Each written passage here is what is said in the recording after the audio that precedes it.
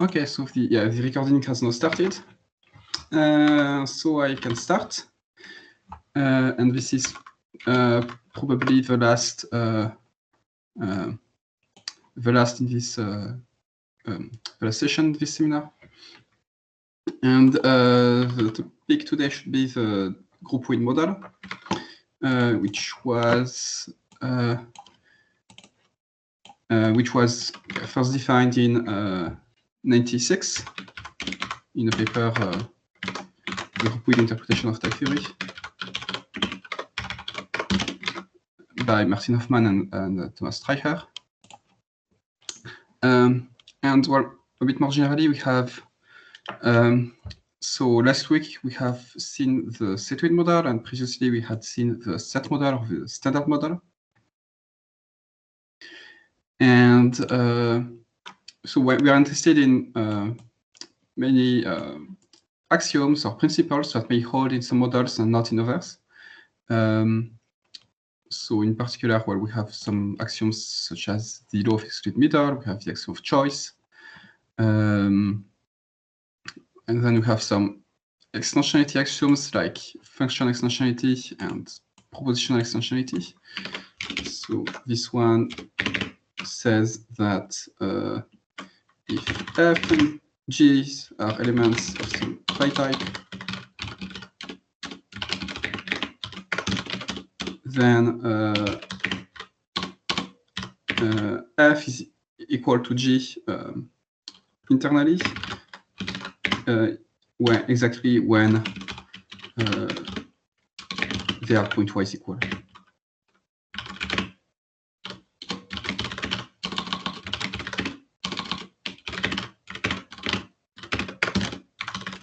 Okay, so this is the identity type. So this is a characterization of this identity type. And propositional equality extensionality is similar if we have A and B propositions. It should be that A and B are equal exactly when A is logically equivalent to B.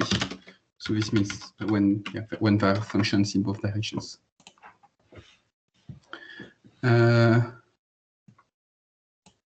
Right, somehow, so this is for propositions, and then we can extend it further. Maybe first we would have the univalence axiom for sets. So if A and B are sets, and then it should be that A and B are equivalent, are identified exactly when there is some isomorphism between them. Okay, but here it's to make sense of this, we need to know what it means. So we need to define the hierarchy that with props and with prop and set and so on. So proposition consists of a type such that for every two elements in X, they are equal. Whereas a set is a type such that given any two elements in it and two elements of the identity type, between these two elements, the two elements of the identity type are equal. And we can generalize this to some notion of n-type, where this is well, this will be maybe the starting point, and then we have sets, and then we would continue to iterate this, and then the next step after groupoids. And then we would have the univalence axiom is a statement like this, but for general types. And now instead of isomorphism, we have some type of equivalence between types.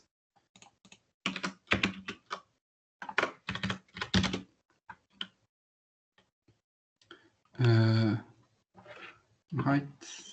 And then there was also this UIP axiom. So UIP says, basically UIP is an element of this for every type X.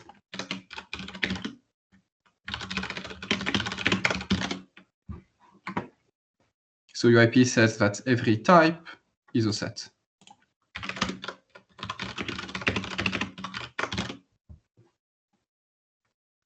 All right, and okay, and then we have all of those models. So first we have a set model, and it satisfies UIP. And then it may satisfy the low exclusive middle, the axiom of choice, the axiom of unique choice, and the other extensionality principle. And basically, it satisfies them exactly if our ambient meta theory satisfies these principles. And it does not satisfy the univalence axiom.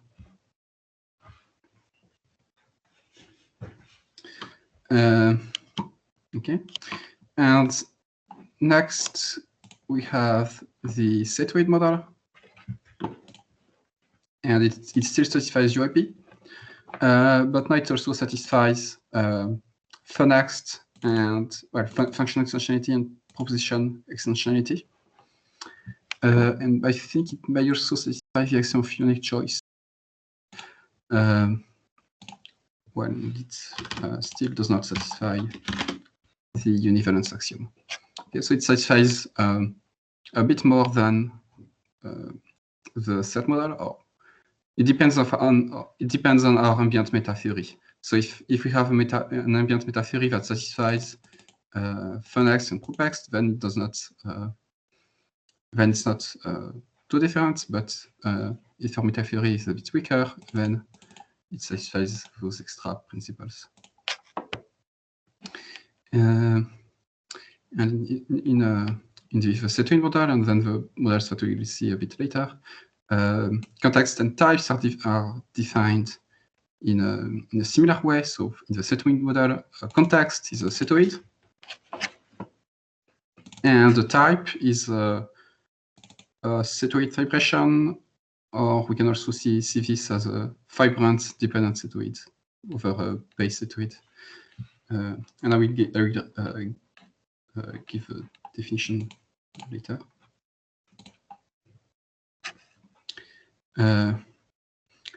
Okay, then if we go one step further, we have a groupoid model that still satisfies function extension, proposition extensionality, but now it does not satisfy UIP. Instead, it proves not UIP. So yeah, so before the groupoid model was introduced, it was an open problem whether UIP was definable in type theory, and this groupoid model has shown that it was not possible. And context and types in the groupoid model are defined. Their definition is similar to the definition of context and types in the setoid model, but we just have a bit more data to give to define what a groupoid is that allows us to prove not UIP. And somehow, if we iterate this, and we will move to models whose objects are infinity groupoids, and then there are several choices to possible, and one way is to define the cubical set model. And this model will still satisfy Funnext and propositional extensionality, and it will also satisfy the univalence axiom and prove not UIP. Yeah. So so the motivation for these models is that we have these principles that are quite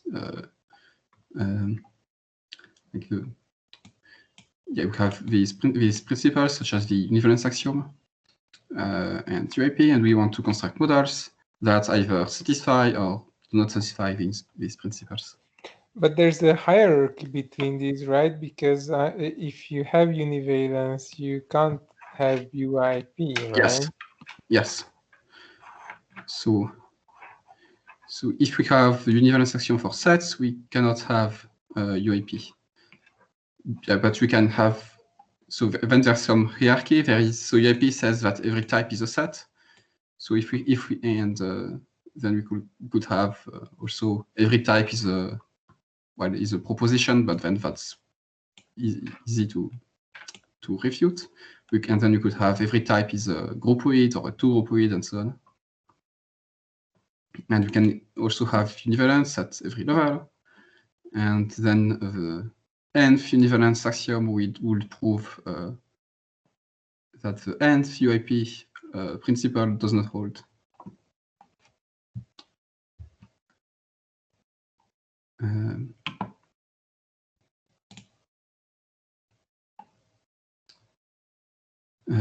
But yeah, there's some choices to make because UIP is quite convenient and the univalence is quite convenient, but we cannot have both at the same time.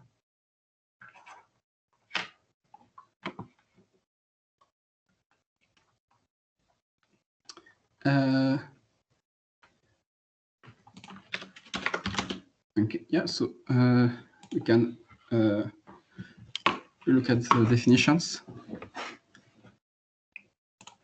So so to define the certain model, the main thing that we need to define are the contexts of this model and the types of this model. So a context will be a setoid, and a setoid is a set equipped with an equivalence relation. So that's a set A0 of objects and a binary relation A1 on A0, where given two elements, we get a proposition. And this binary relation should be reflexive, symmetric, and transitive.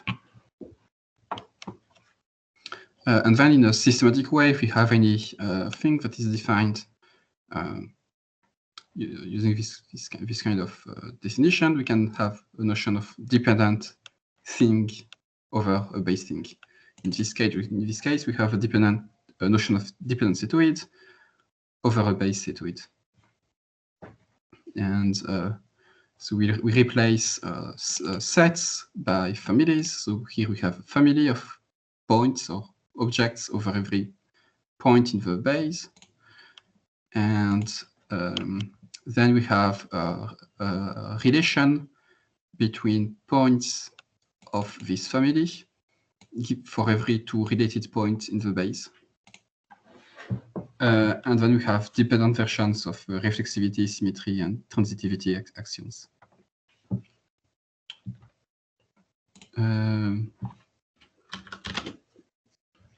But that's not all. That's not what we use to define the setoid model. We need to add an additional condition to these dependent setoids, and that's vibrancy. So a dependent setoid over A is vibrant if it satisfies the following thing for every x and y in A0 such that A1 xy is inhibited, and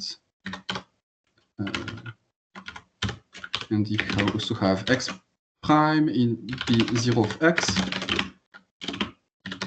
we should have some y prime in B0 of y such that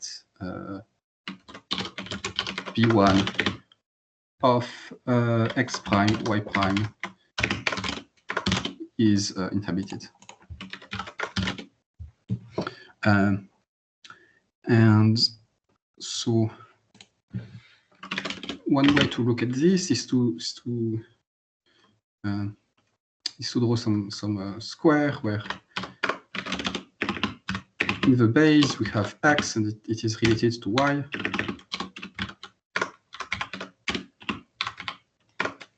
and then we have some of this x prime, and it's somehow over x, so it depends on x. And then these vibration conditions tells us that we can complete this square, so we can find some prime that is over y.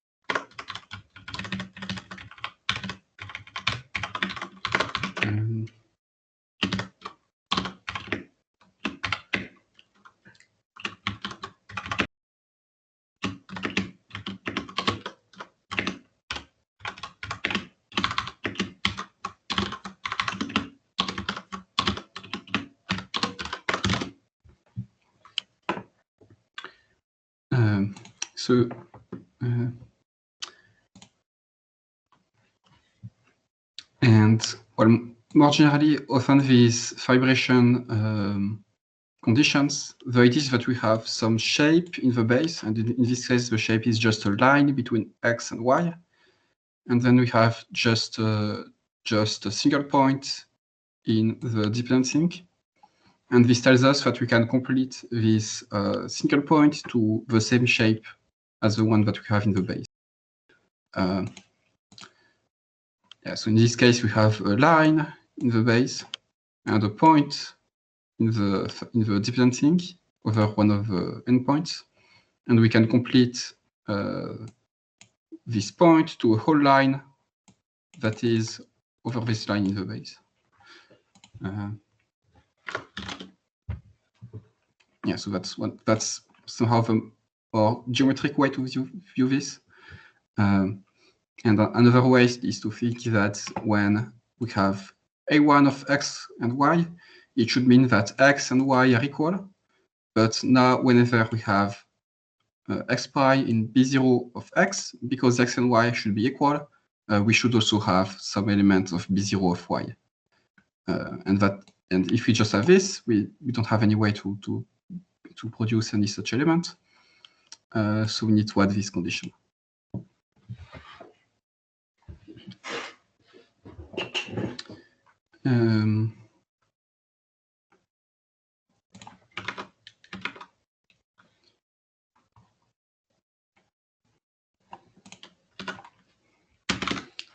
And so why is this? Why can we have function extensionality in the state-weight model? That's because somehow we have now this A1 that is used in some sense to encode the equalities of elements of a setoid. And this means that we can choose this equality to be the one for functions. So for instance, in the non-dependent case, if we have two setoids,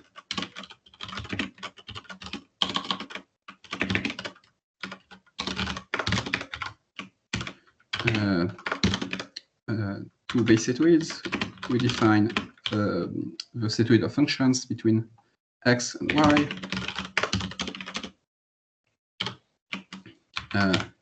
Okay, so we need I was going to say that we need fibrant setoids, but setoids are automatically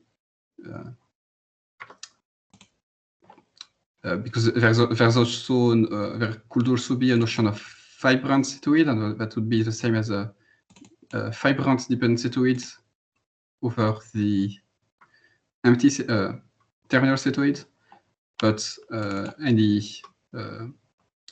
then fibrance is automatic, so we don't need to care about this. And the objects are the functions from x0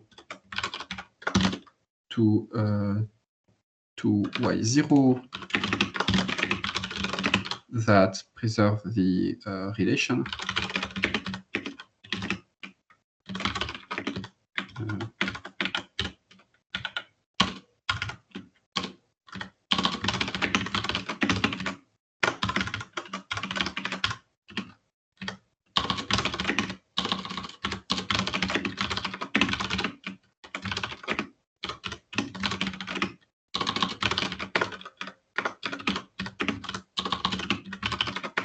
so something like this. And then the one or two functions identified.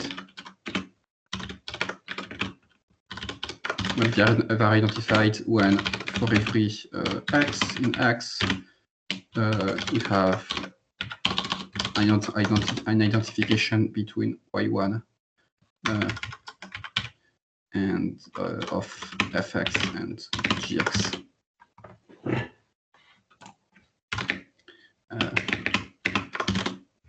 And because we define this like this, this will imply that function extensionality holds.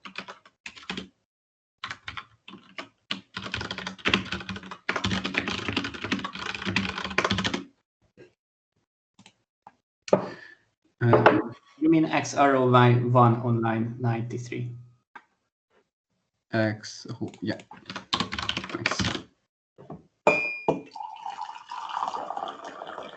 And I guess you should, or did you already say that the identity type is defined by this one component, because that's and that's why you can prove function extensionality internally. Yeah, I did not. Maybe I said it, but maybe I can give it in more details. So yeah, so given setoid, say gamma, because this is the context, and vibrant dependent setoid A over gamma, and xy is A0. We define ID AXY, and this should be some setoid, but actually this will be some propositional setoid. So ID AX0 will be A1 of XY. So in some sense, this is shifting A. So now the A1 becomes ID0. And then because there is A2, so ID AXY1 will just be the true propositions. And so this is the identity type in the setoid model.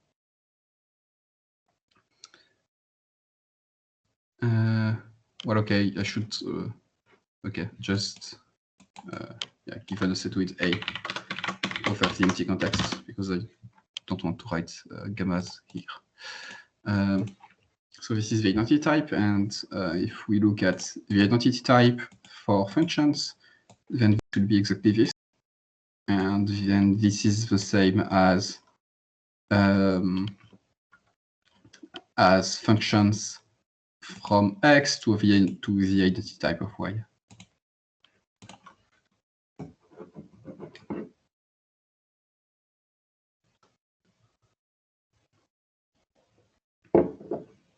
Yeah, so that's why FunX holds in the setoid model. So let's look at the groupoid model now.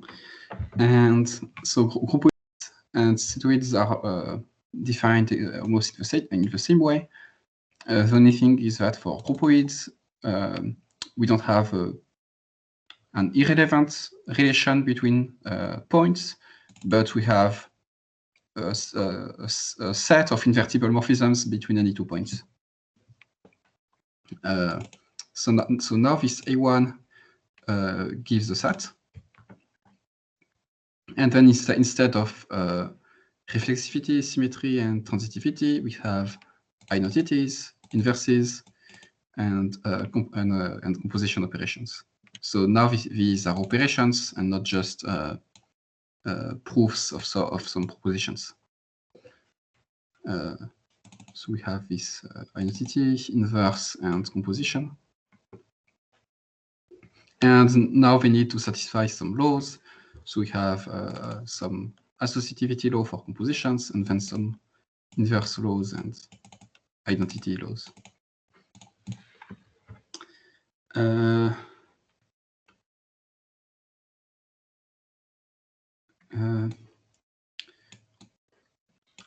Okay, and I will, and then we can define depends groupoids over a base. And I will just give the first component.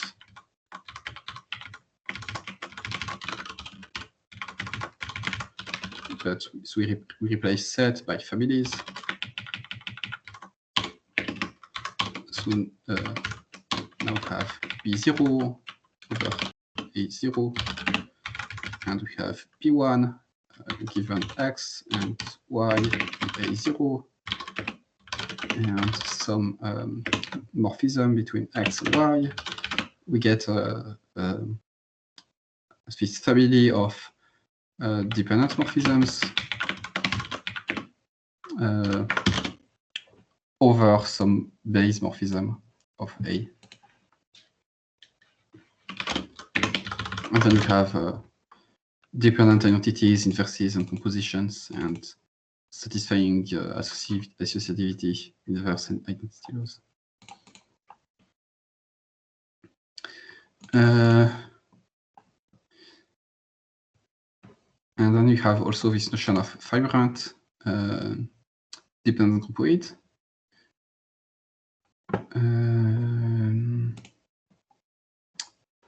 Where was this defined? Here.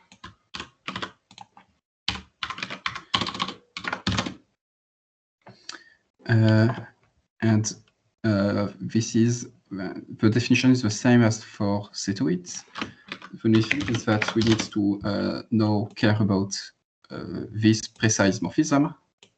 So now if you have 2 points in the base and a morphism f from x to y, then we can transport anything that is over x to something that is over y, such that, and along with a morphism between this x prime and this y prime. And this morphism between x prime and y prime should be over exactly f.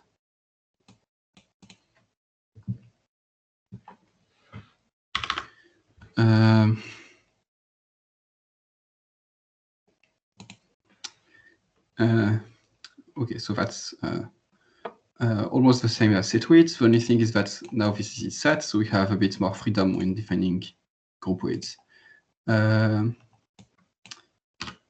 So let's look at the definition of so now the goal is to show that this groupoid model does not satisfy UAP.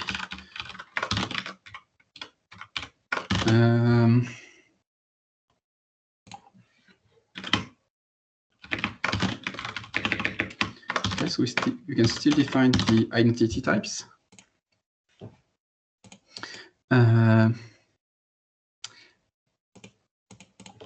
And because now this is so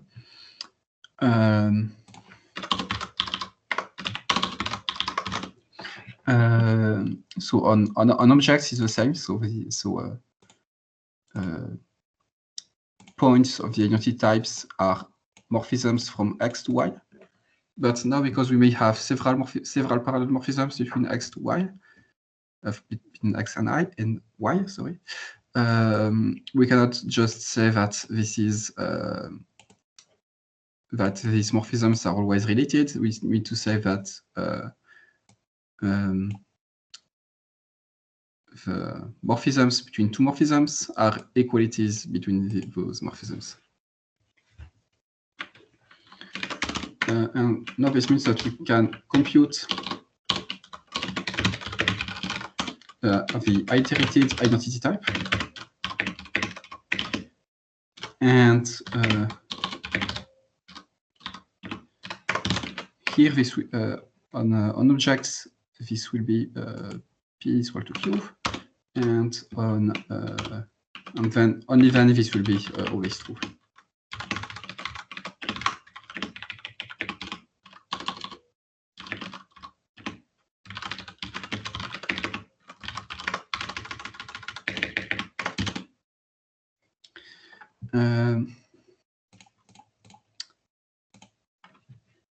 Right. and somehow we have shifted things, because in the setoid model, this was always true. But now we need to move one level higher, because before this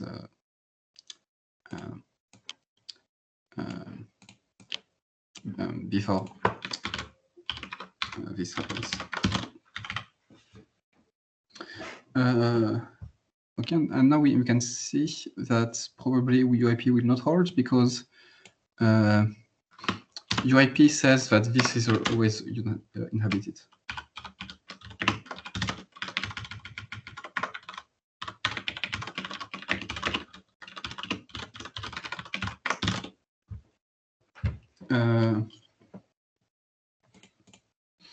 And now, if you want to prove that this does not hold, we need to find some groupoid A, such that and 2 points AY and 2 morphisms PQ, such that P is not equal to Q.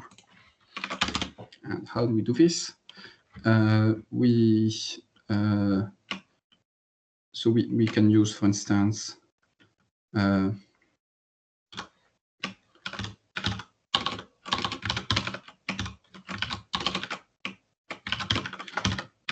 group Z over 2Z, where so this will have exactly one object, and then the morphisms between this object and itself will be 0 and 1, the elements of the group of integer modulo 2.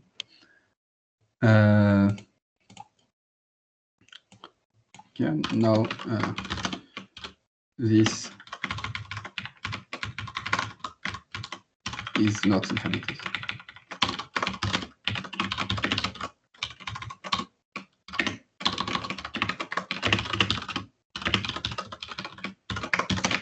So this means that UAP does not hold with model, and this means that UAP cannot be proven in the syntax of type theory. Well, okay, for this we would also need to show that the groupoid model can be equipped with all of the operations of the syntax.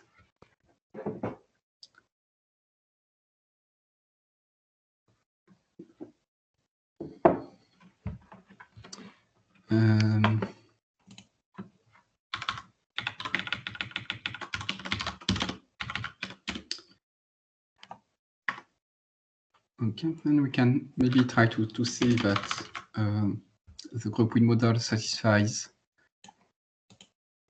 the univalence axiom for sets.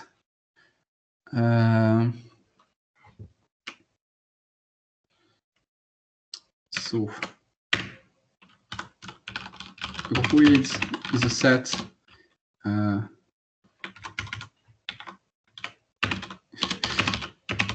if it is setoid, but somehow, okay, this is a bit ambiguous, because now this set refers to this internal definition of set, and setoid refers to well, the external definition of setoid.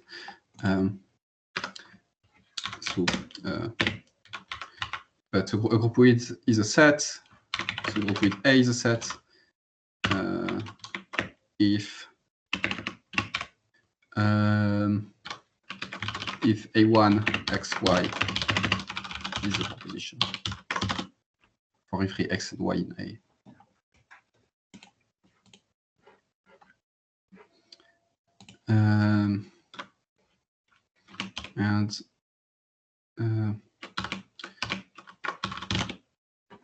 Again, and then we need to define what is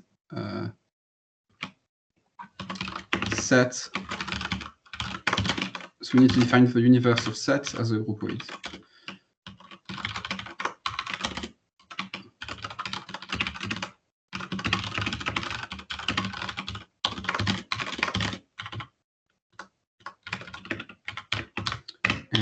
And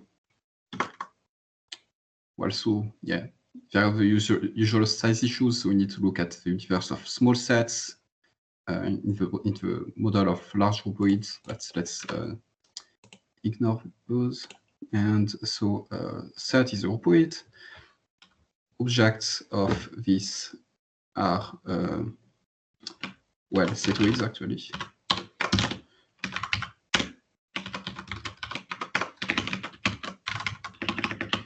And morphisms between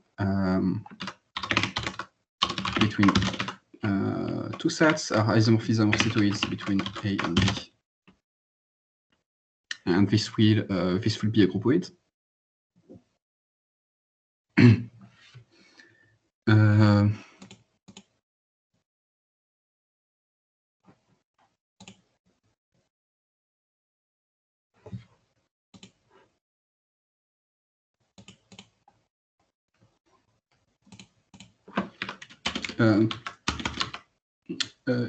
Yeah, I'm confused because it seems that this is all that we have to do.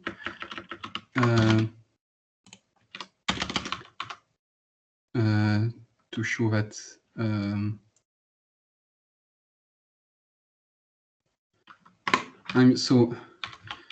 so we have this universe of setoids, and then we need to check that set is the same as the previous definition of set. Okay, so we need to check that set is isomorphic to this. But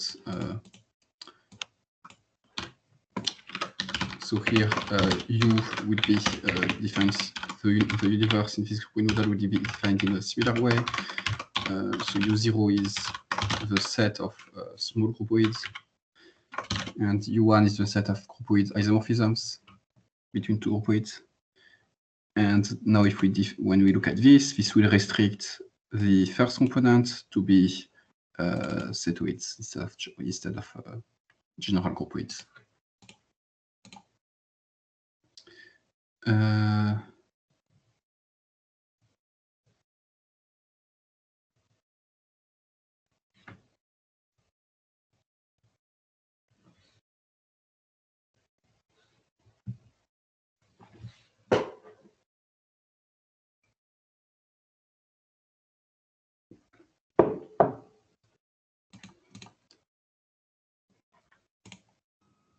In the definition of U, we don't need to truncate anything, or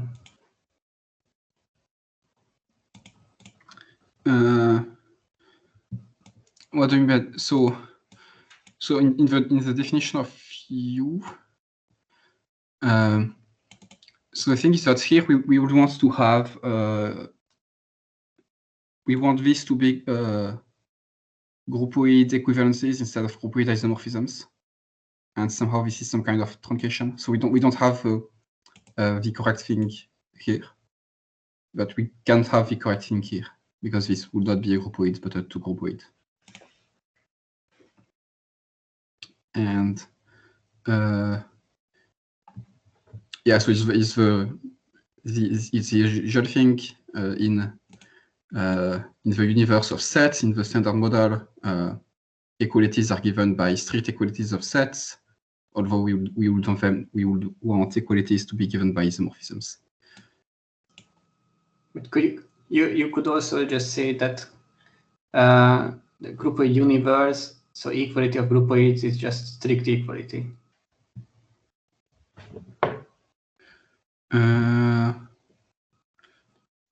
I mean, yes, but that this will not be, and this will not give a universe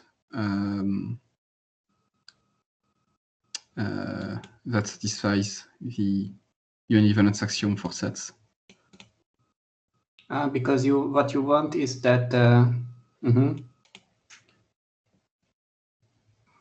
yeah, so want to define sets as certain groupoids.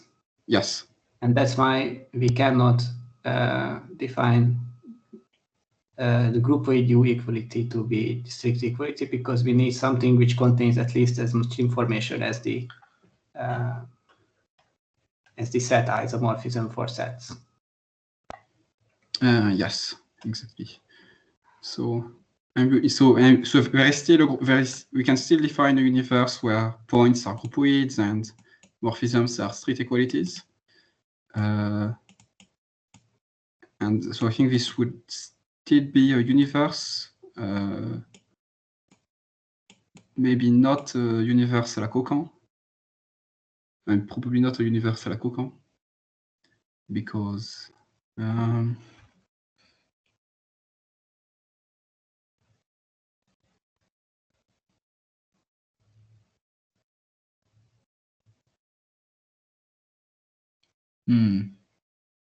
actually this may be, so yeah, this may still be fine.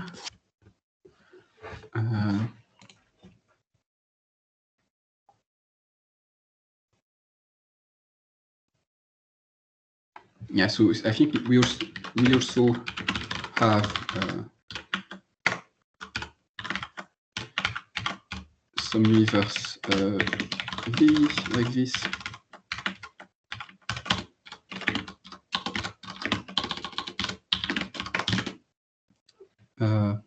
Well, it's just the set truncation of U.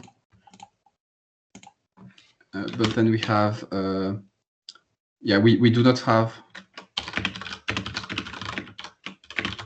U equivalence to, we don't have an isomorphism between U and V, but we have a map from U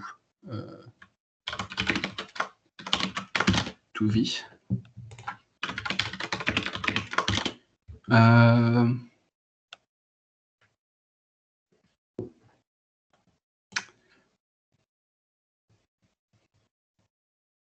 So yes, we do not have an isomorphism between U and V.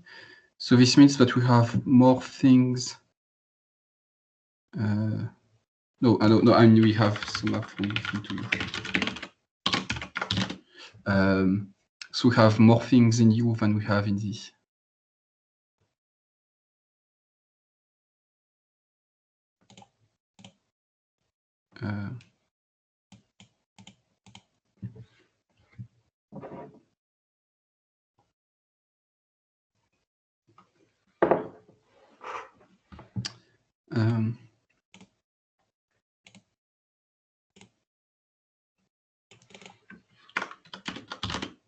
Yeah, so it would be interesting to see if V is closed under some type formers or not.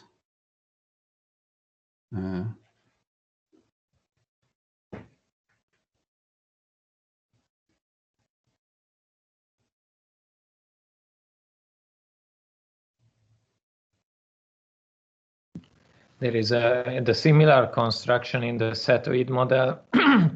You cannot show that it is closed under type formers unless you have Fanext in your meta theory. Oh, okay. So it's like sense. Depending on your meta theory, or yeah. But it's not the right construction if you view this as a model construction instead of just a model. Yeah. Mm-hmm.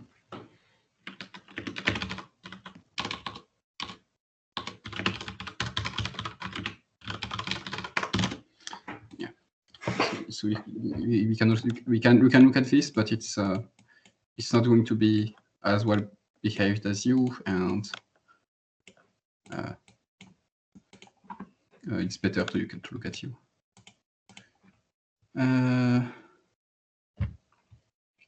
So this groupoid isomorphism is just an isomorphism in terms of like sub in the groupoid model. Yes. So it's saying that I have a pair of subs which strictly compose to identity. Yes.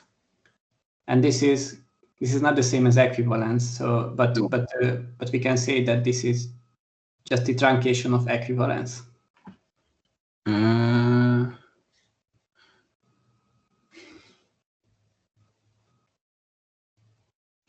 I don't know what you mean by truncation of equivalences, but no, it's not the same thing, I think. I mean, because so equivalence between two groupoids would form a groupoid, no? Yes. And if we set truncate equivalences, then is that the same thing as an isomorphism? No. So. No. Oh, okay. So if you set truncate the groupoid of no, but still, that's probably not the case.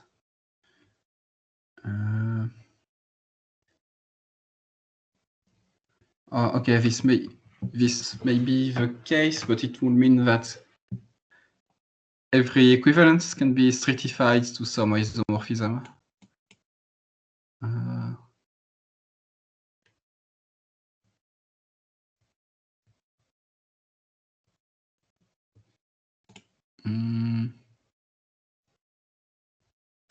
Yeah, that does not seem.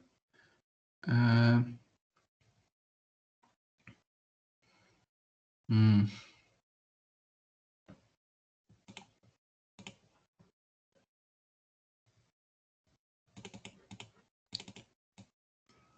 mean, I think it's a bit plausible because the set truncation would be, I mean, some kind of higher inductive type or quotient thing. And yeah, but I mean, isomorphisms in particular, you can only. But this is weird. So are isomorphisms the correct thing here?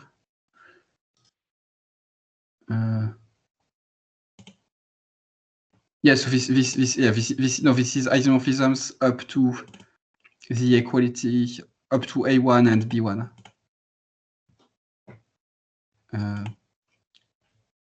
And then yeah, so maybe what you're saying is correct.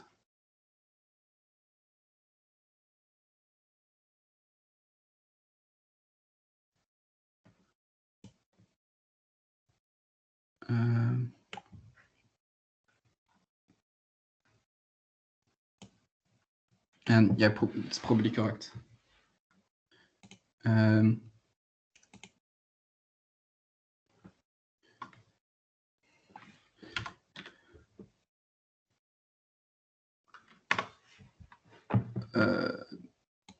maybe it's also equivalent to setoid isomorphisms between the truncation of A and the truncation of B.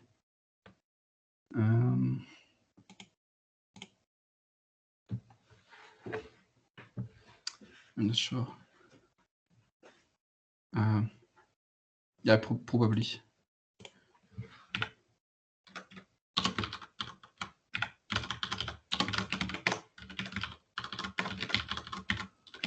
Yeah, but was this in the Streicher-Hoffmann paper? I don't remember. I think this univalence was only mentioned, but this part was not defined. No, so they define ISO internally.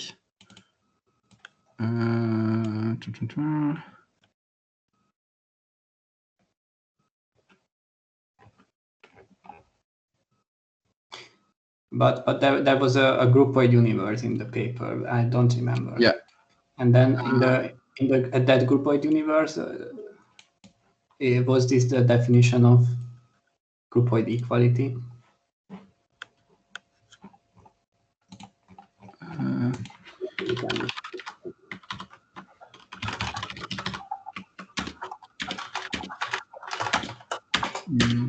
I am checking right now.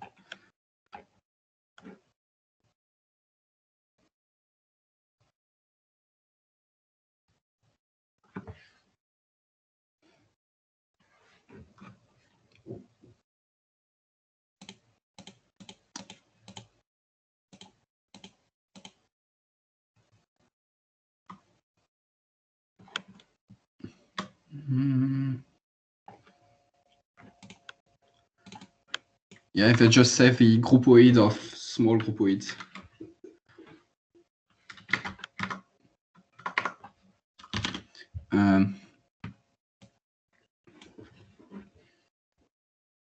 No, but yeah, this should be the truncation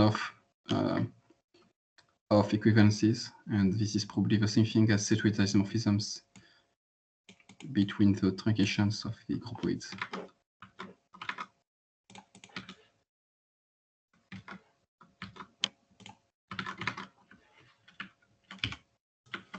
But if I see that in the paper they only have a universe of sets. I see a universe on page 18. Page 18.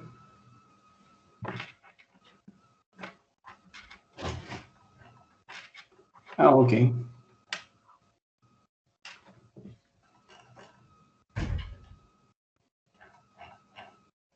Yeah.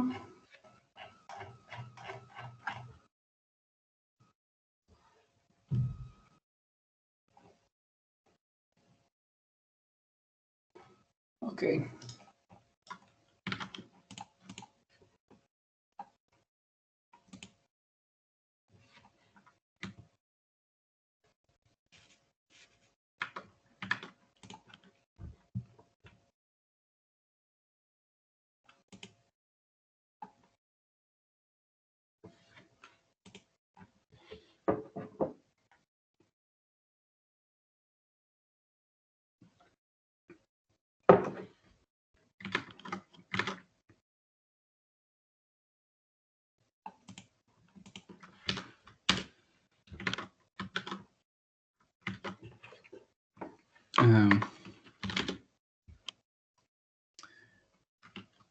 So, yeah, then I can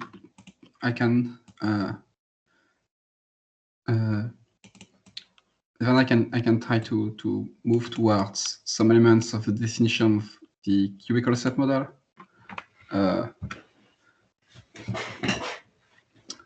Then it gets significantly more complicated. So we'll see what we can do.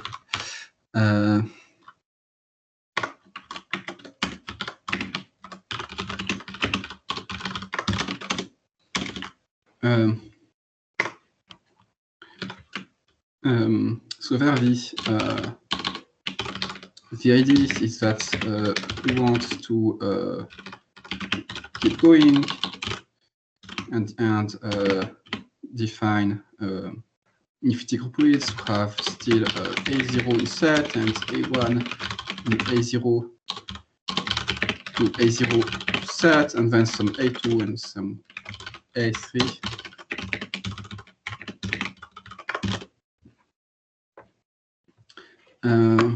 And then there are several possible choices for A2 and A3. That may give, for instance, the cubical set model or the simplicial set model. And we also have some issues in the fact that here we have given all operations of groupoids, but when we iterate this construction, we cannot giving all of those operations becomes more complicated.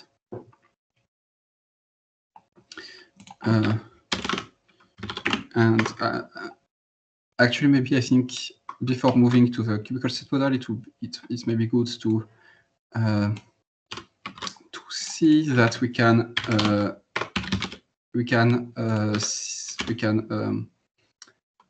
actually change the base category of the groupoid model to be the category of all directed graphs, and then most of these operations will become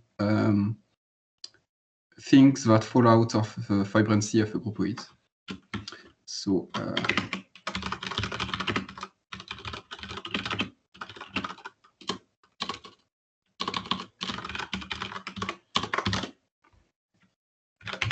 okay, so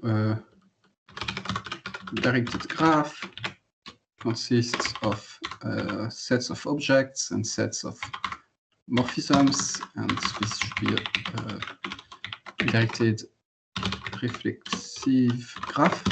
So it still has identities, but that's all. And then we have dependent directed reflexive graphs. So we have B0 over A0 and B1 over A1.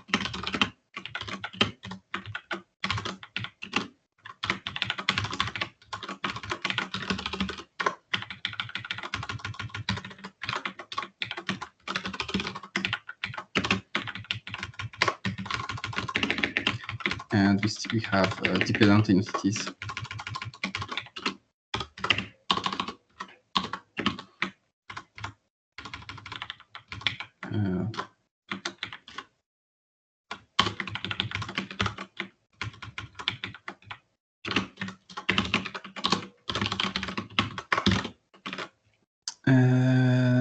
Yes, so something like this. We have a dependence identity between x prime and x prime over the identity between x and x, the base.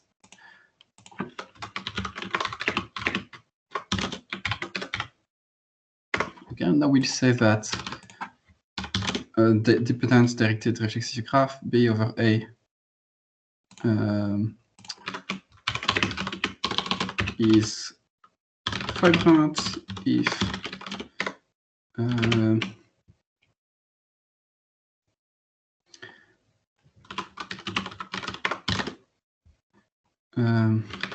so for every x, so for every, let's say, f in A0 xy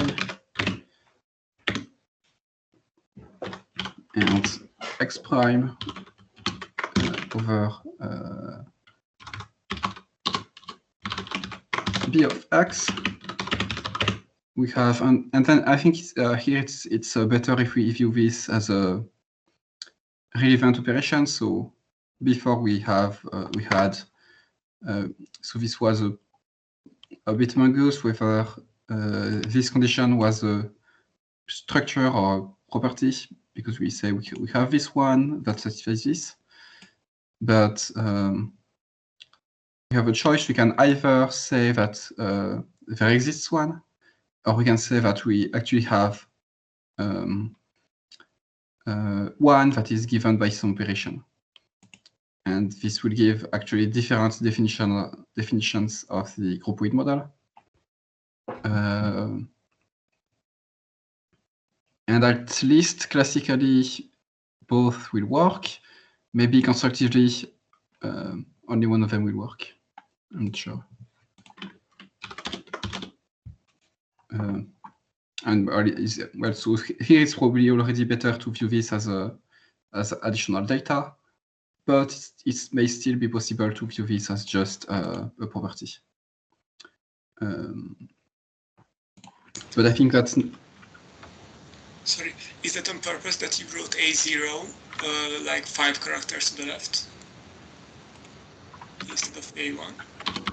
No, that's a typo. Thanks. Yeah. So here we still have the same thing as before. So for every f and x, we have y in B0 of y and f prime in B1 of x prime, y prime, and of x. But now we also need to have some symmetric one.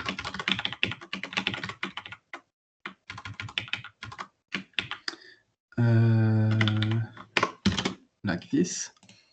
And we will also need to have some more, I think, but let's see what we can do with this. So the goal now is to define compositions and symmetry. So let's say we have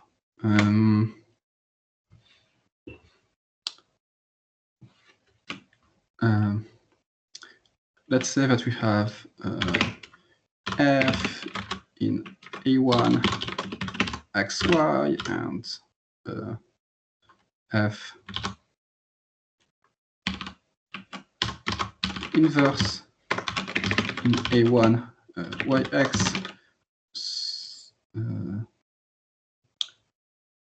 No, so we cannot have, we do not have compositions in the base. So, okay, let's say that we have x in E1, xy.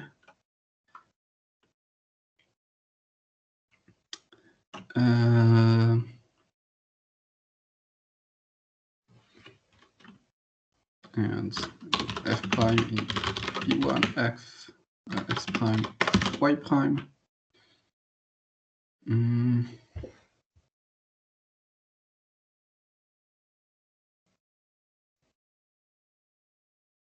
Well, okay, so yeah, yeah. So actually, this will not work at all because we need to.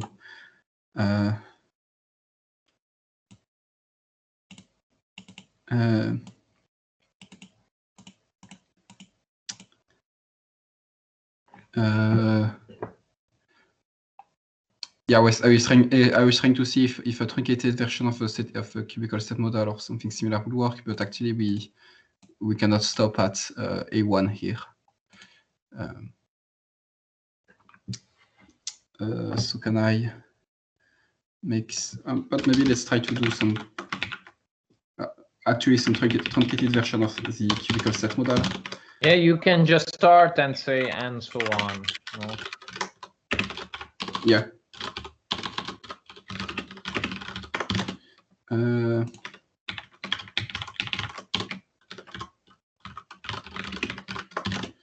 Okay, so now we have. Okay, so what is a cubical set?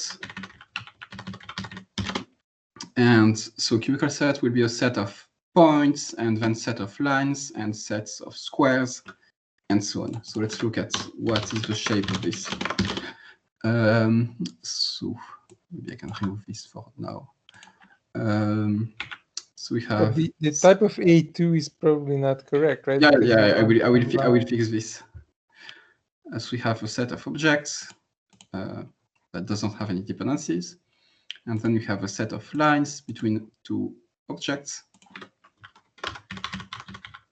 and here it's the usual way is to index everything by zeros and ones. And here we would have x0, x1, we would have x0, 0, x01, x10, x1, 1 in A0, and then x0,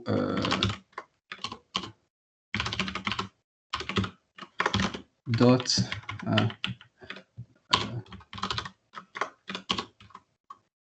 maybe x02. So here the 2 means that this second coordinate is between 0 and 1. Okay, this so this means that this will be a of x 0, 0 and x 0, 1.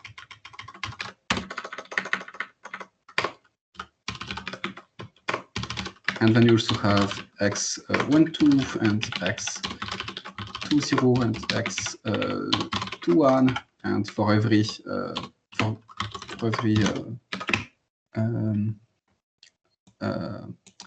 given the data of those 8 things, we get a set. But now we need to fix those types.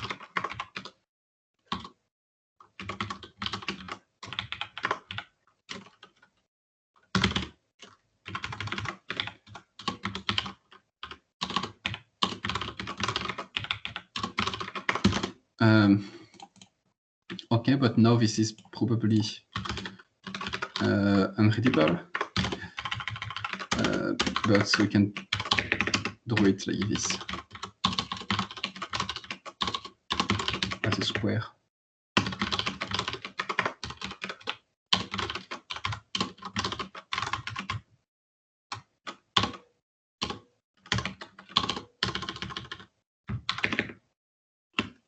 So this is x 0, 2,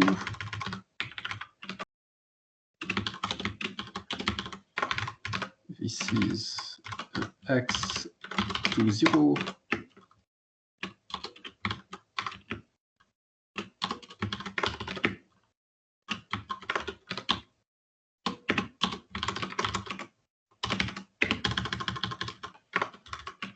This is x to 1, and this is x 1 2.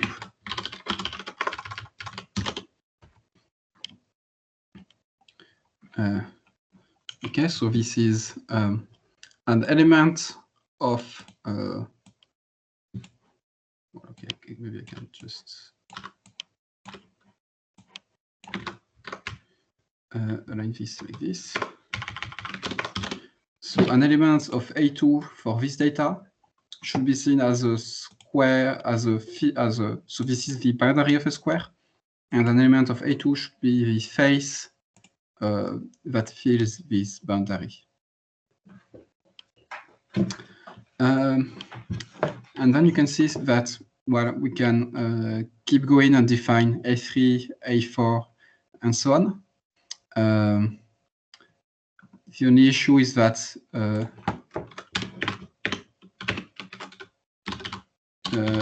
AN depends on 3 to the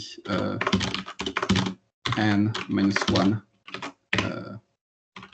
elements of AI for I smaller than n. Yeah, this seems correct. So yeah, I do not want to write 26 for the next one. But we can keep going. And then you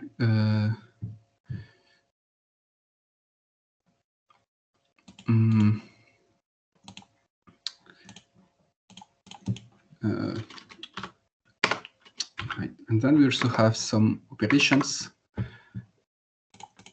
And there are some choices in the operations that we can choose, but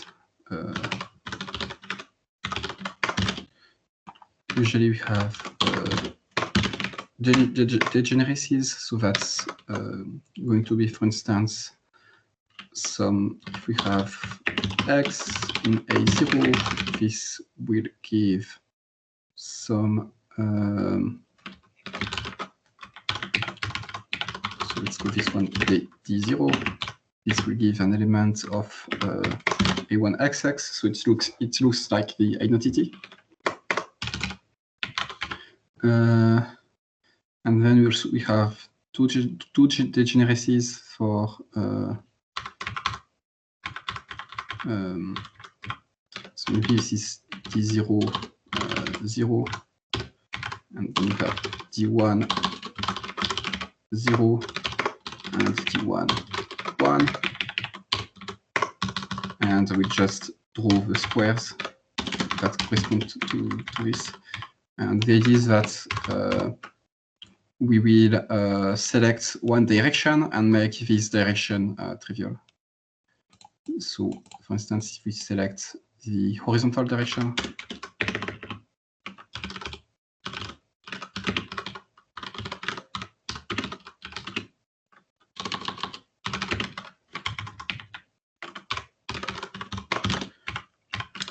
this will be D0 0. Maybe it should just be D0. This will be D0, and now the left side and the right side are the same. And then we also have some vertical one.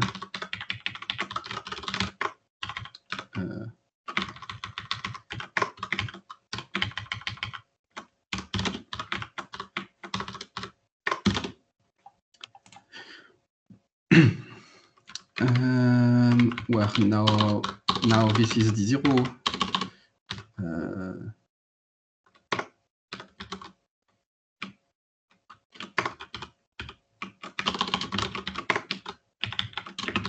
This is also D0. And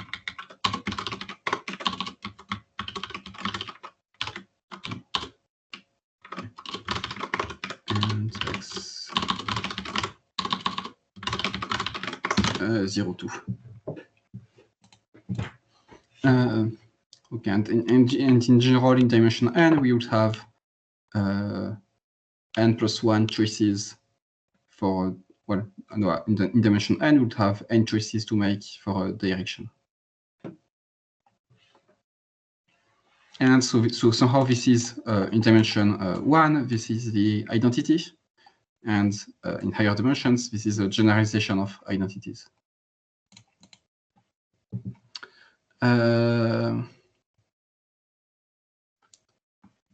Okay, then well, we can add some. So there are some choices that we can make, but let's try to just have those for now. And so we have a notion of dependent cubical set. So let's. But that's the same as before. So this will be B0 that depends on that is a family over A0, and B1 that is a family over A1, and then this we can extend this. But let's look at what a fibrant cubical set is. Let's say A is fibrant if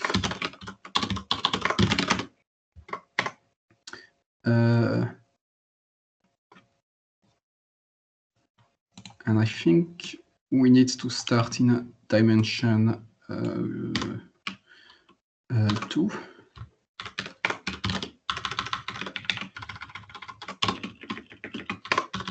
If so it is fibrant if given the data of this, and this looks like all of the squares, all of the sides of a square minus 1.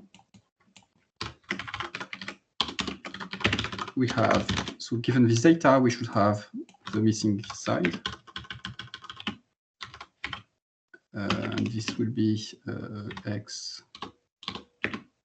Also, I write a dot for the data that we get, and we also get the face, the inner face.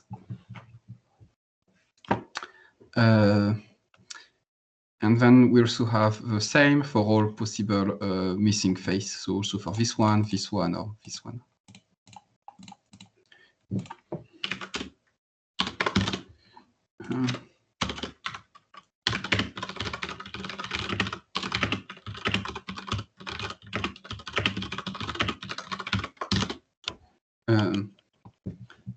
So usually this is called either a horn or an open box, and then we fill this box by a lid and something for the inside. And this can be used, for instance, to define composition, because so let's see. Composition of, let's say, F in A1 XY and G in A1 YZ, because now we construct this box.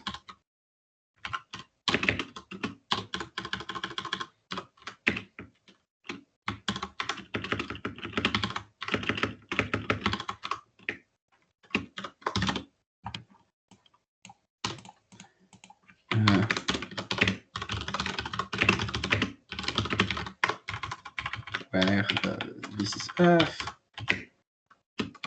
and this is G, and this is the identity. We can just make it ID. And if A is fibrant, we obtain some filler here. So this will be some. This will be F composed with G. And you also get something, some filler for the square, and somehow this filler will allow us to remember that this one is really F composed with G. So it's a witness that this this thing that we have obtained here is F composed with G.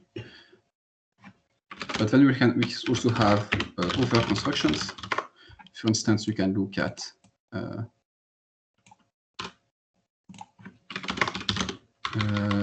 let's see, can we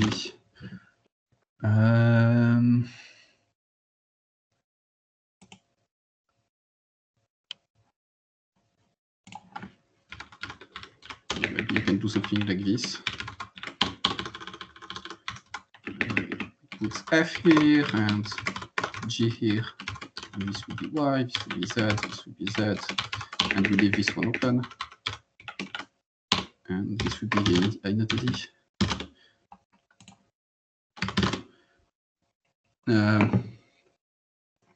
Can't be in, and if we use this open box instead of this one, we'll still get something that looks like the composition of F and G, but it may be not strictly the same as this one. But then using the fillers that we will obtain for the squares, we can construct some three-dimensional cube that proves that both compositions are actually the same.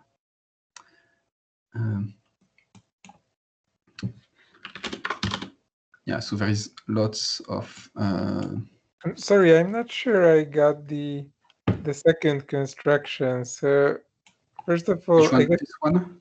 yes. So it should be X on the left.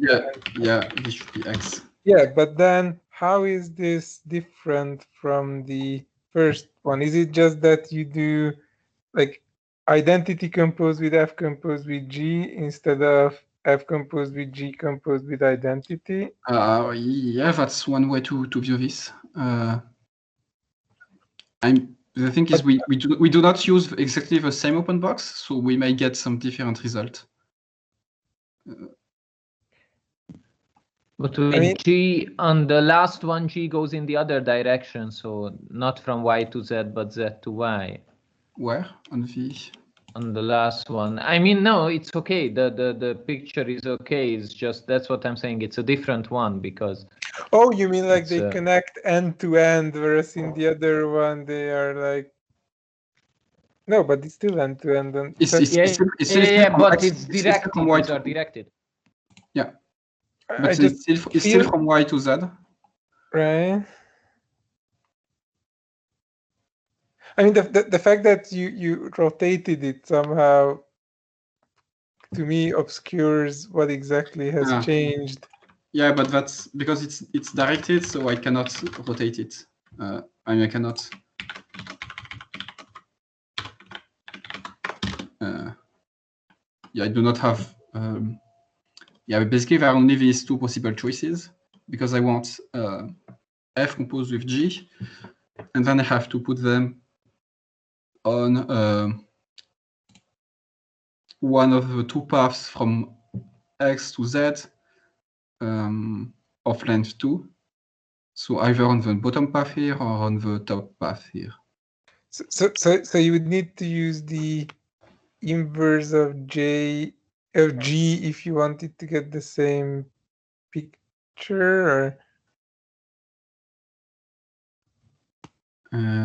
okay, I guess my question is that so if I wanted to have identity F G, is this what I mean? Yes, because I thought that is what we are having here. Then we could, we could do. So if we wanted to do identity F G, this would need to be the inverse of G.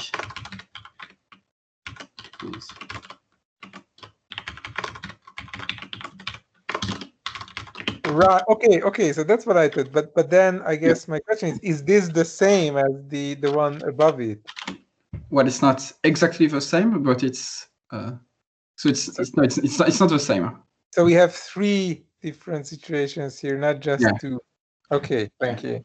We have I thought that these last 2 were the same, but okay, now I see. Yeah, okay. And then maybe you can define the inverse of f e1 x pi. Let's see. Let's try to leave a hole here.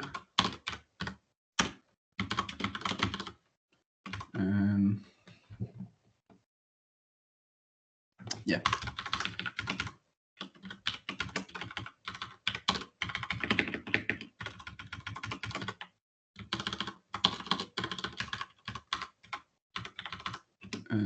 Okay, so we do this and we put f here.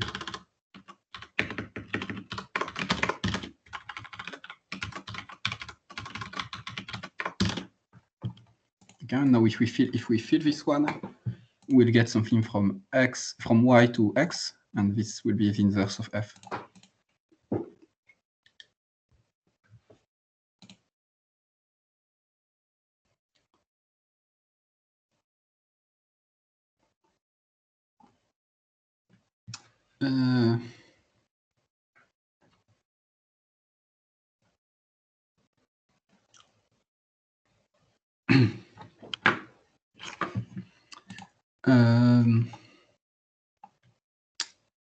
Right, so and then we can keep going, and we have so we have some notion of cubical set and some notion of vibrant cubical set, and some notion of dependent cubical set and of vibrant dependent cubical set.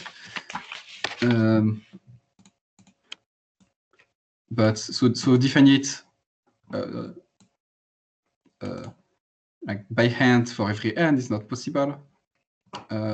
So instead, what happens is that the category of cubical set will be a pre-shift category, and we use this to work with it.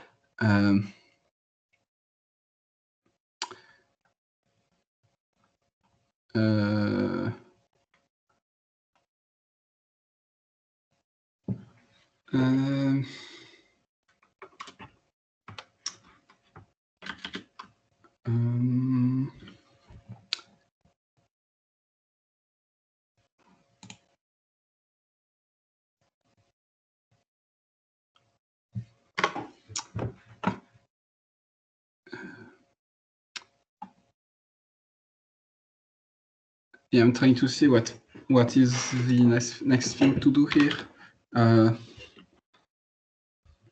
So I think that there are not many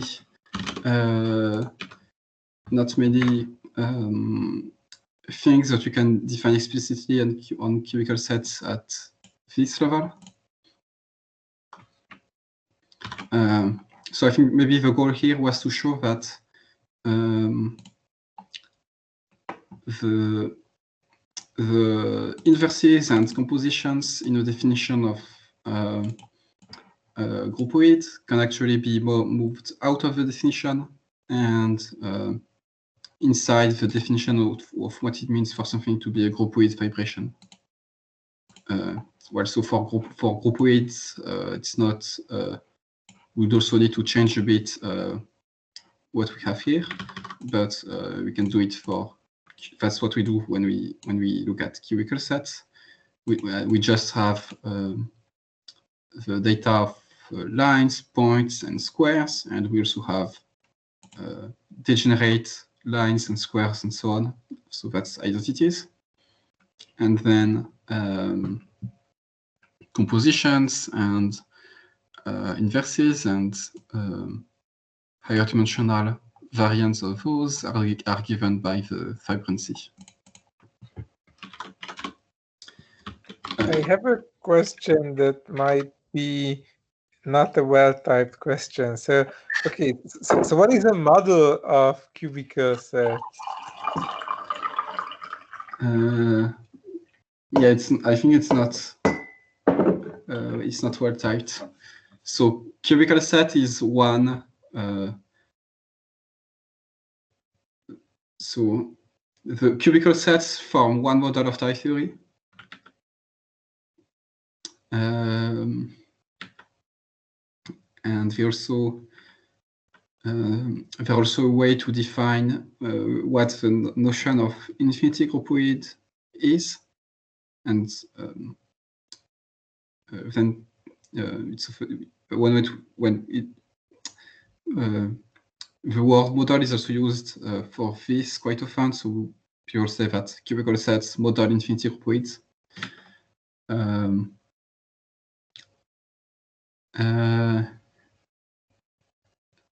And then you could have the notion of a model of a cubical set, of the theory of cubical sets. I mean, no. So you can say that a cubical set is a model of some algebraic theory, and this would also make sense. But I don't know exactly what you meant when you asked your question. Well, I was hoping for some sets that behave like this, or some space or something that just exists out there, and we can say, oh, that's an example of something that happens to support these cubical operations. Okay, yeah, so this I think.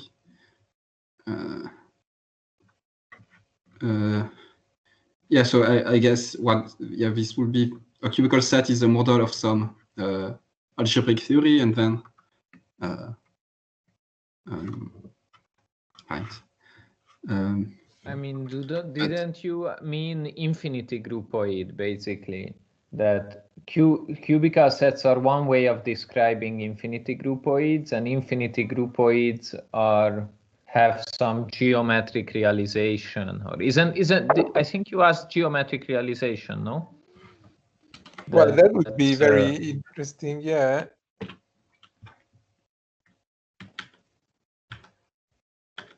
Because cubical sets are some abstract way to talk about spaces, and there are also concrete ways to talk about spaces.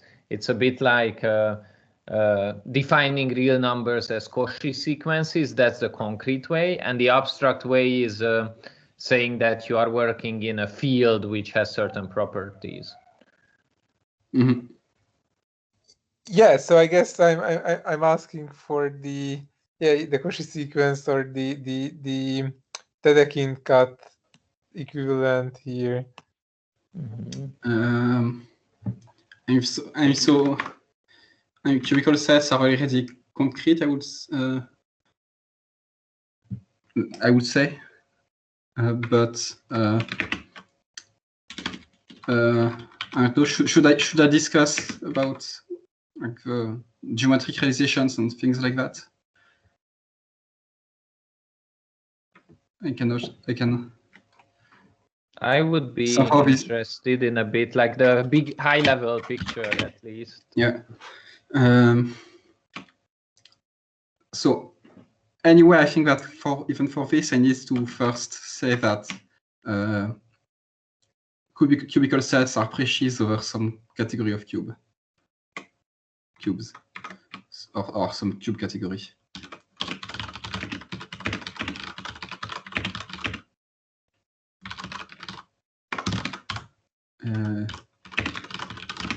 So cubical sets are precious over some category where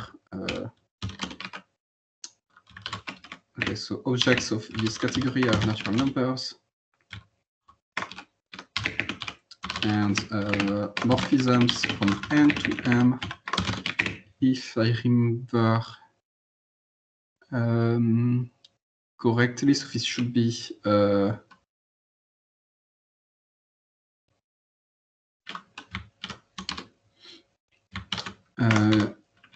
okay, so let's say that this is the set 0, 1 up to n minus 1.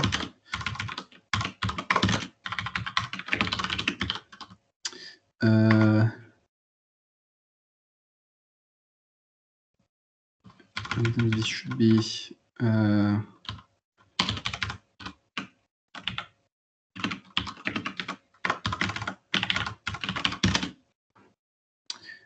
it should be something like this, but I'm not sure exactly. So let's look at the first few levels.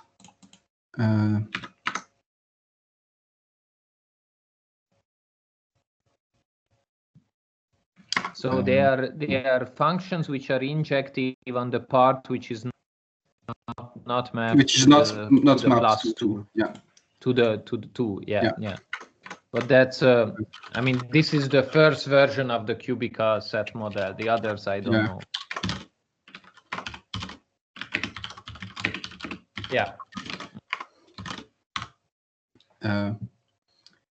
Yeah, and like basically these two, or maybe you can write it 0, 1 are endpoints of the interval, and then these things can be seen as set of variables, and we can map some variables to 0 and 1. So that's like substituting some dimension to be exactly 0 or 1.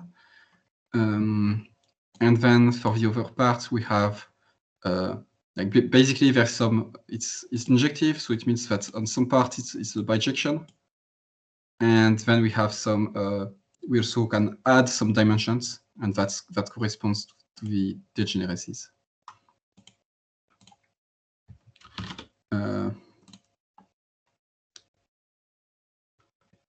Yeah, so basically when we have a map, if we map some things to 0 and 1, it means that, for instance, we start with a square, and if we map the,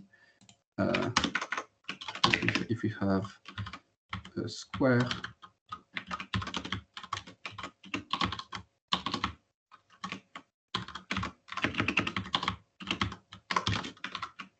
and with directions I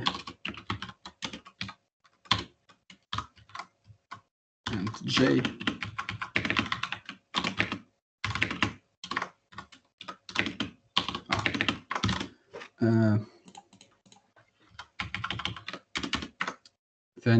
then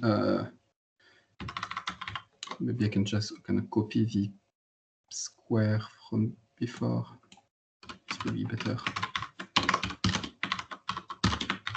Then if I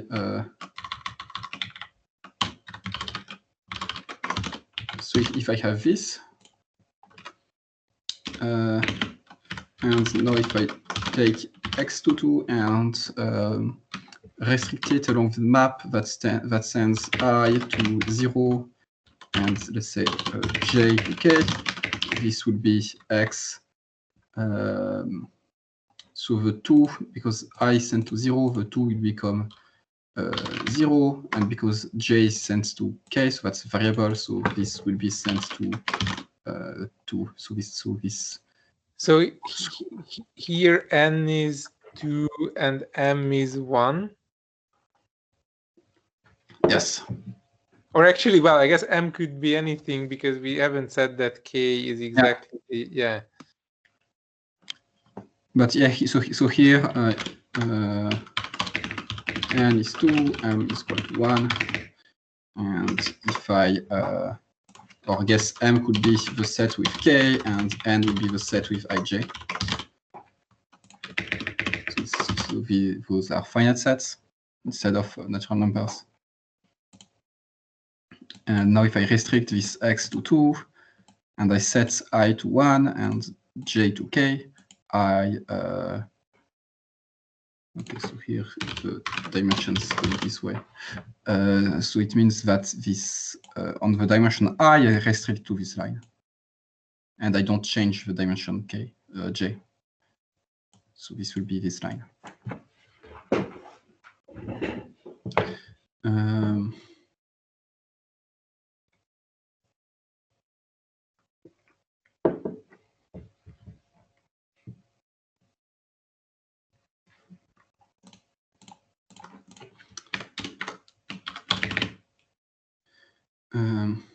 And then we have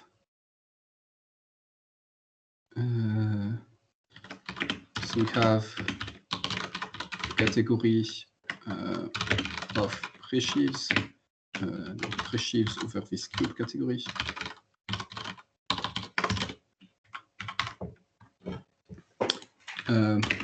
And then the point is that we have so this is a model of type theory, and we have some I, the interval. So I is a type of the presheaf model over this cube category.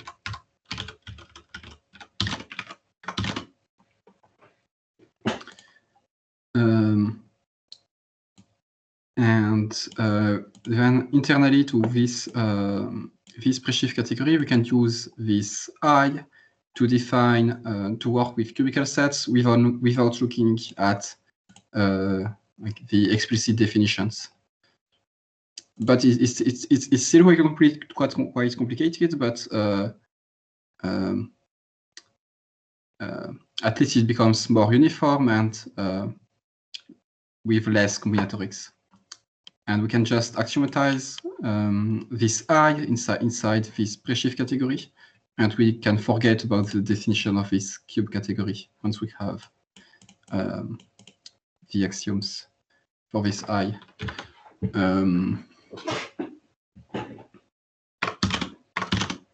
Okay, so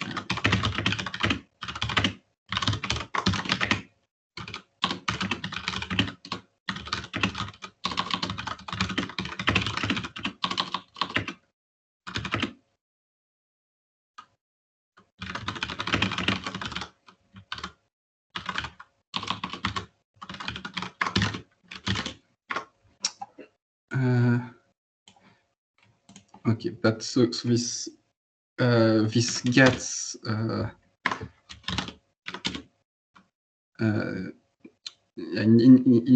any case, working with cubical sets is often well, would get quite technical very quickly. Okay, so now I can talk about the geometric realization, where so the idea is that we have top the category of topological spaces, and we know what are points, or not points, but well, yeah, points, lines, cubes, and so on on top. So we know what are the topological spaces for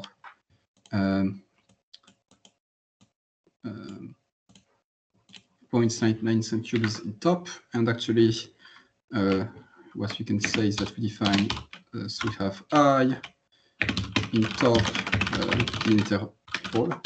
And well, one way to define it is to say that I is a subset of the set of real numbers and the subset of elements between 0 and 1. And then I to the n is the n cube in top.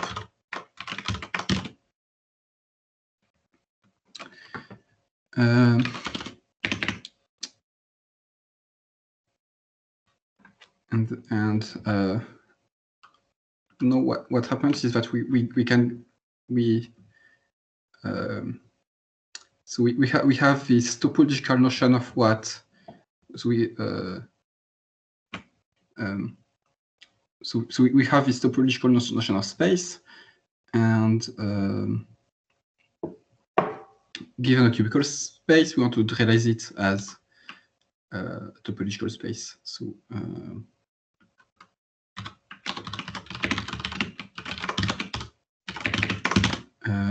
so basically, you're saying that you take a large enough dimensional space and you literally put a cube in it?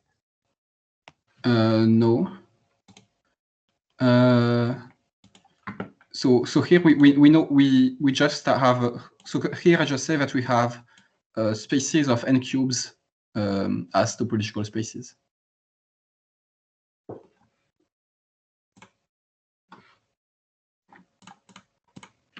So I think this is really, isn't it really just building a new space from a cubical set? Yeah.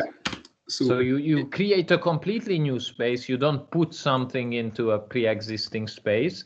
And this is kind of, yeah, I think this is what is closest to a model of cubical sets, like a space model of cubical sets, because for every cubical set, you can build such a space.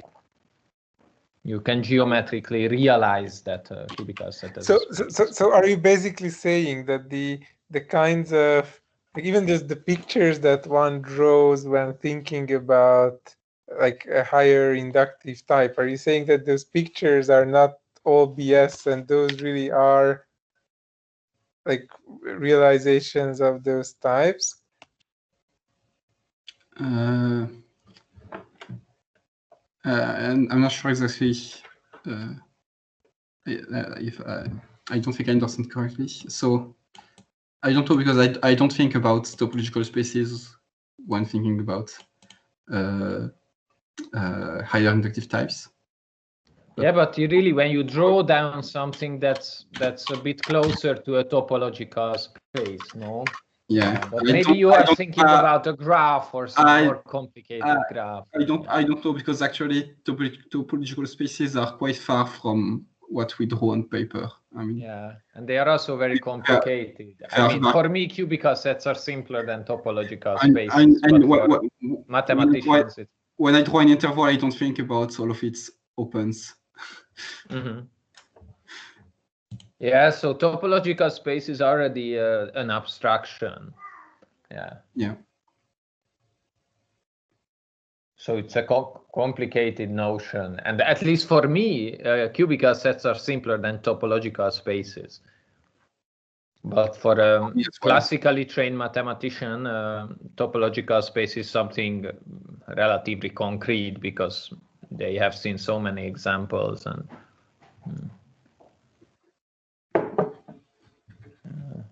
but when you draw a picture of higher inductive type, you are basically drawing and embedding into R2 of some topological space, right? Not really. You are drawing something like a cell complex. Yeah. So like a combinatorial way to describe a topological space, which behaves much nicer than the generic pathological topological space, which can behave pretty badly. These are pretty nice things described by combinatorial data, and you are drawing that combinatorial data. Yeah. And yes, you can create a topological space from that, but it's the combinatorics you are drawing, not the space itself. But they look similar, yes. So you draw a circle with one point and one edge, then it's the circle, more or less. But you are drawing a discrete picture like a graph.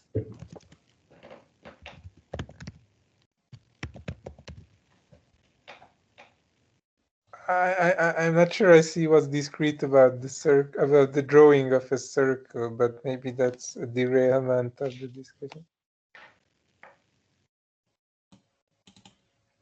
yeah, but but I think there is some so there should be some way to concretize this, because if you only draw the lower parts of the higher inductive type, then it's really some 2 or 3 dimensional space, or 2 or 3 dimensional, I don't know.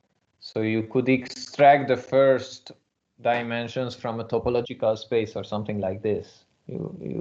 Or there are certain degenerate topological spaces which are equivalent to some 3-dimensional space, and no, but I don't know. I don't know much topology, but so just as when you think about real numbers, you also don't think about Cauchy sequences, even if that's something concrete, but you really think about a number which is on an interval or on the line, you know, it's some point in the line. and in the same you Yeah, but should I have don't lift my pencil while I'm drawing the line. Mm-hmm.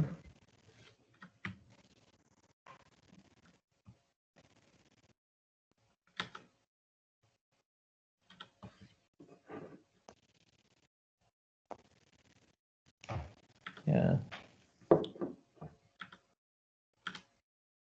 So I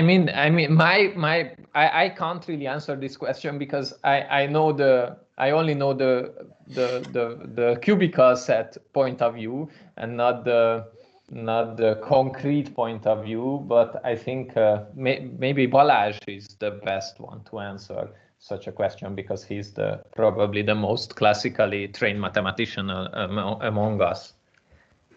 But I don't know. So I tried, but apparently it didn't help. but I posted a link, which I think is more or less what. So it's a way to build relatively nice spaces, and this is how like normal topologists or I think about spaces, and this I think more or less corresponds to what you call higher inductive space. Mm-hmm. So it's very similar and not exactly the same, of course, but it's just a similar construction. I guess higher types, but not inductive. Oh yeah, okay, yeah. But yes, okay, yeah, but you can add infinitely many stuff, and then you get something which is more or less inductive. Yeah. So basically, you start with points, and then you add identities between the points, and add identities between the identities. These are like cells. It's like pieces of like squares and cubes. Yeah. So it's very similar.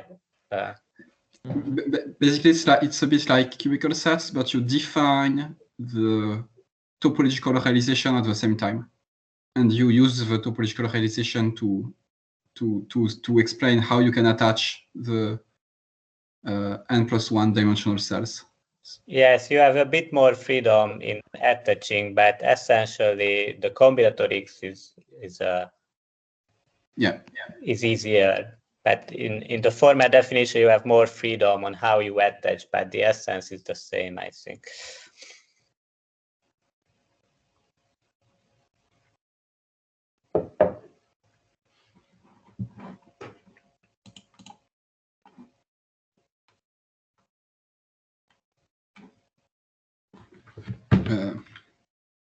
But I think you can conclude, Raphael.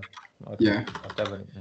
So yeah, just to like the last thing I wanted to say is that so we have basically if we have any category C with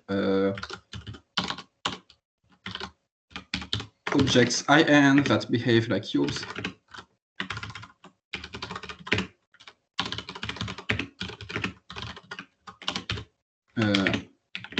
and we also want C to have colimits,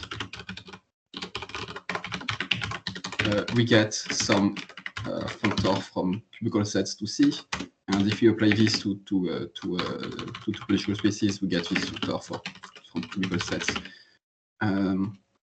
to top.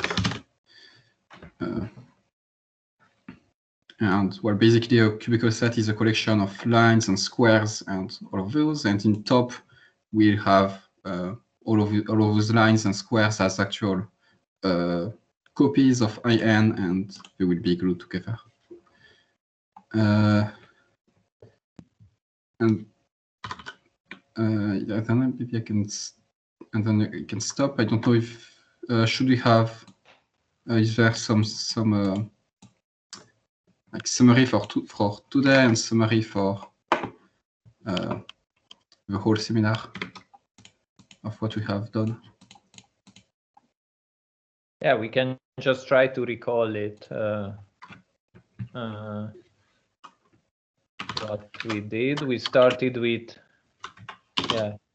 okay, but sorry, just one more thing about connected to this. So because Gergő asked what is a model of a cubical set, and in fact, and this notion of model is very different notion of model to when we said model of type theory or model of some programming language or model of a formal theory. But in fact, they can be made into very close, or they can be made much closer, because there's this Guillaume Bruneri definition of infinity groupoid, which basically is exactly this. So he uses type theory just to describe the notion of cubical set or infinity groupoid, or this very general notion of space.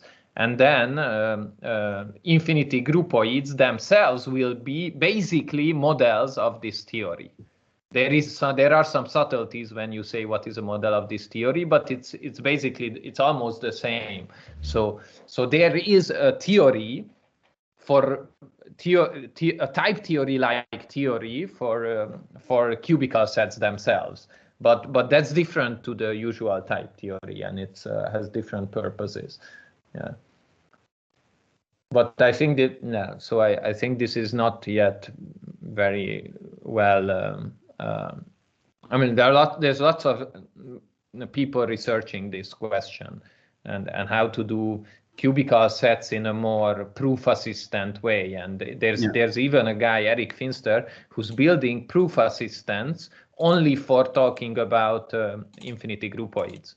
So in his proof assistant, you cannot prove 1 + 1 = 2, but you can do abstract homotopical arguments in this abstract cubical setting way, and you can only do manipulation of these infinity groupoids, and this is very interesting stuff. Yeah. And maybe there will be some more convergence in a couple of years, and we will understand better, I think.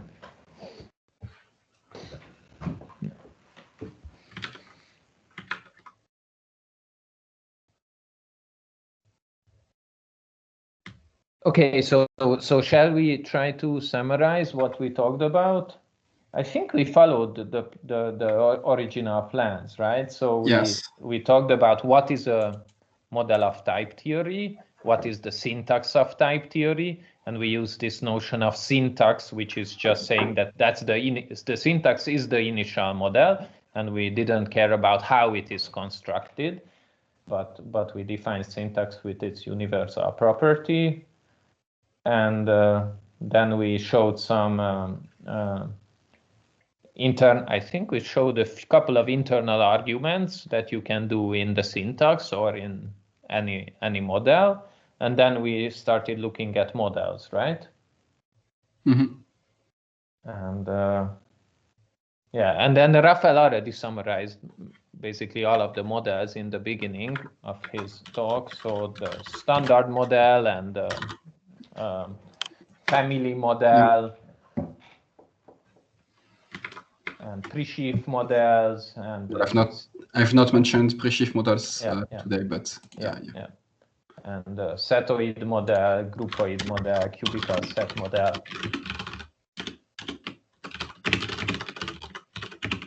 Yeah, and just let's and then Rafael already also talked about what notions are true in one model, what notions are false in one model, and what can you do with this stuff. And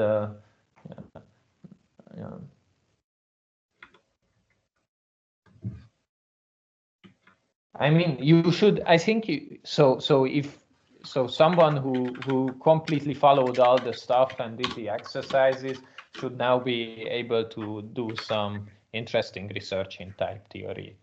So I think we cover. Yeah. So. I mean, in all of these topics, you can dive into details and then discover lots of interesting questions.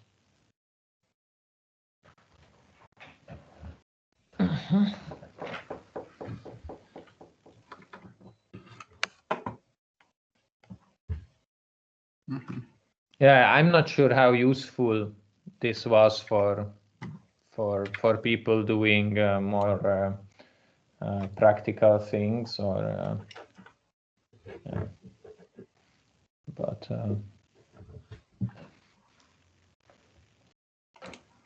should I stop the recording? yeah, yes, please.